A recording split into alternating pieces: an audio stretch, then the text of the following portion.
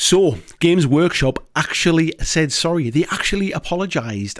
Why would they do that? Why would they break from a tradition of never really communicating when things go wrong and staying mostly silent? Why would they apologise? That's what I want to talk about tonight. Now, for those not aware about the background to this, it all started with the announcement about the Leagues of Votan, or for those that are maybe a little bit older than me, might remember the squats from the Rogue Trader days. The Space Dwarfs that basically were around the first time, haven't been in 40k for quite some time. They were announced. If you remember, April Fool's Day was when there was kind of the squats are back thing, and then all of a sudden it was, oh no, they're not coming back, and then all of a sudden it was, yep, actually they are. It was a bit of a kind of like a double bluff. So if we go back all the way to April, squats were announced, called the Leagues of Votan, and ever since then we've been waiting for them to arrive. Now, these were a brand new army, a brand new addition to the army, the forces of the Imperium, and an all new model line. These are like a brand new range. Now, recently these were released as a kind of like a special release. If you remember the things like the Sisters of Battle, it didn't have the full range in, but like a kind of a small selection of the models for this new range, and it had like a limited edition codex inside the box. Well, those went up for pre-order recently. And as always happens when this kind of thing, GW sends out loads of those boxes to different influencers and painters and YouTube channels and bloggers and all this kind of stuff. And everybody gets to get their hands on them early. And then they're all under kind of NDA until the day of pre-order. And then they can like kind of talk about them. And what happened on that particular day was a lot of these influencers and a lot of these YouTube channels and bloggers and stuff all unanimously said this army is completely broken. This is an absolute kind of, it's a mess. Like this is more broken than when a normal army comes out. We all know that a new army, a new codex tends to be a little stronger than the meta, but this was kind of universally panned as just completely broken. If you're interested, Goonhammer did a really, really in-depth analysis of the codex, and this all really came out pretty much on day one. From that point, some of those folks were playtesting some games. I say playtesting, they were just playing games, I guess, at that point, either using proxy models or because the entire range isn't out yet, or they might have been playing games on Tabletop Simulator, but it became kind of very, very quickly understood the codex was broken, kind of more so than ever before. We even got to a point where there were event organisers in Germany, I think originally, who basically banned the Leagues of Votan from their tournaments. Now, this sounds a little bit knee-jerk, and it sounds like, well, you know, it's not even out yet, and they're banning this kind of stuff. What they did say was they were basically banning it until it had its first FAQ, and they actually said that they always restrict new codexes at least until they've had their first FAQ or their first errata, and I can kind of understand that. But then this basically sent this kind of wave through the community. People were talking about banning them from other tournaments. The competitive versus casual kind of gamers argument kind of flared up. I'm not going to talk about that in this video. I think that's information for a separate video because I've got strong feelings on that. But the whole competitive players saying it's broken, it's just auto win at tournaments. This is an absolute disgrace. Then you had the kind of more casual crowd who would normally be accused of saying, well, it doesn't really matter, I don't really play to win kind of thing. But even they were saying, like, this is so far broken that I don't want to play against that army.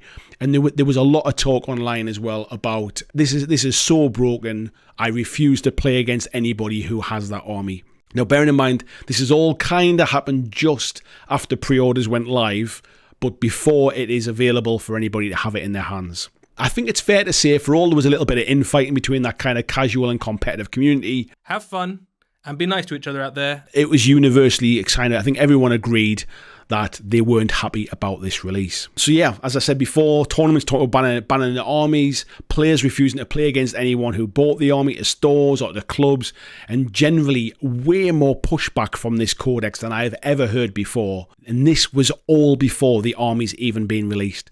You can't go and buy a codex in a shop yet. You can't pre-order a codex. You can't even pre-order the army yet. It's not available for general release. The only thing that's released so far, which of course sold out instantly as it always does, were these kind of limited release sort of special edition boxes. Then GW made the unprecedented move of apologising. We're sorry, we didn't get it right this time. Now, they have never apologised before. They have obviously corrected codexes, they have adjusted points, they've FAQ'd things, they've errated rules, but they have never ever apologised for something being sort of universally broken, or even they've never really apologised for there ever really being a problem, I think. They came out and they said, sorry, we got it wrong. We didn't get it right this time. They said that they play tested this codex against some other strong codexes. There's some stories in there in the background as well about we don't know that they fired a lot of playtesters not long ago because they were worried about leaks. We don't know if this was playtested after the playtesters were fired or before. But what we do know is they said that they playtested it against some strong codexes, but then basically when the community get their hands on it, pretty much day one, the community basically turned around and said it was broken. It's surprising that they didn't get the chance to be able to actually say that. Some would say it was intentional to try and push the codex creep and sell models based upon a strong army. However, I think this time they got it massively wrong. They essentially they changed some rules and they put out what I would say was the fastest points change I've ever seen when it comes to a new codex. Now, you would assume now that everybody is really happy, it's all been fixed, everything's fine. Well, actually, no, because now some people have already got codexes that have all of the wrong points in and they have rules in that don't exist anymore. I would assume because the codexes are printed so far in advance that the new ones that are going to come out will all be wrong as well and will have the wrong rules in and will have the wrong points cost in. I mean, it's not the end of the world, but it does kind of start to put more fuel on the fire for having codexes being a digital thing, being the points all being digital and adjusted online so that basically books don't go out of date really before they're even printed or before they're even sold, I suppose. That said, at least they fixed the problem. That's kind of one of the takeouts from this. At least they acknowledged there was an issue and they fixed the problem. I guess balance in 40k is not really a subject that I really want to get into. There's not enough time in the world for me to be able to get into that. But at least they've tried to kind of realign it somewhat.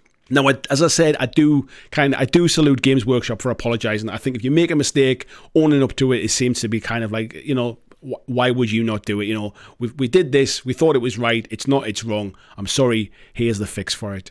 So I kind of have to give them props for doing that. However, why would they break a lifetime of never apologising? And when I say never apologising, like not even communicating.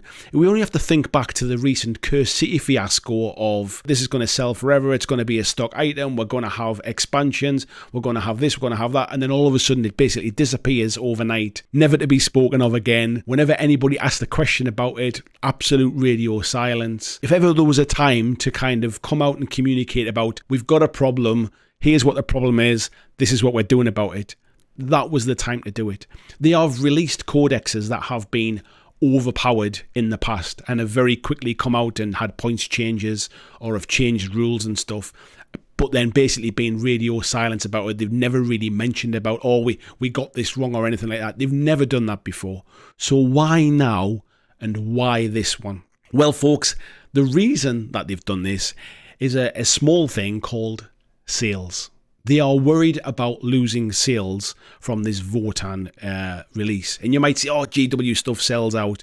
Yes, I know it sells out. All of the pre-release stuff sold out. But the pre-release stuff sold out prior to this all kicking off. The new stuff hasn't even entered the market yet.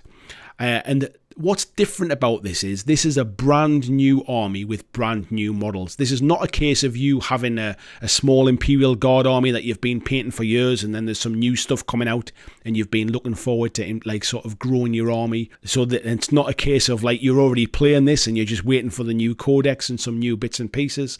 This is brand new. Nobody has this yet. So basically it has to hit the ground running. Everybody, they want people to go out and kind of buy it in its droves, don't they? And I think basically what they're doing is they were trying to get a grip on this before this got out of hand. Now, talk about banning armies from tournaments. Talk about casual players or more kind of relaxed players saying, I refuse to play against this kind of thing. Like, let's not forget the vast majority of people who buy GW models and buy GW armies are very much casual hobbyists, maybe play the game now and again kind of thing, are generally quite relaxed and probably not that invested massively into the balance of the game or even the game itself to some extent. However, that kind of silent majority, if you like, still read what goes on online. They still watch and see the community as a whole. And basically, the negativity around the Leagues of Votan at this point had reached almost fever pitch, to the point where I think people were actually genuinely feeling a little bit like, I'm not going to buy it. I don't want to buy this only for people to say that I'm only sort of paying to win kind of thing, or I'm refusing to play against me kind of thing. So I think what they were doing was they were basically getting on top of this as quickly as they could, nipping it in the bud, and basically saying, look, we messed up here. It's all under control now. Please go out and buy with confidence your army, knowing that we will fix this. We're making the change now before most of the Leagues of Votan miniatures are released, so you can plan your army with confidence. And I think that's what this is about. I think it's a really good thing that they did it, but I would not expect to see them apologising on a frequent basis. I think this was a decision made to basically nip it in the bud and make sure that they still sell when they go up for pre-order in the future.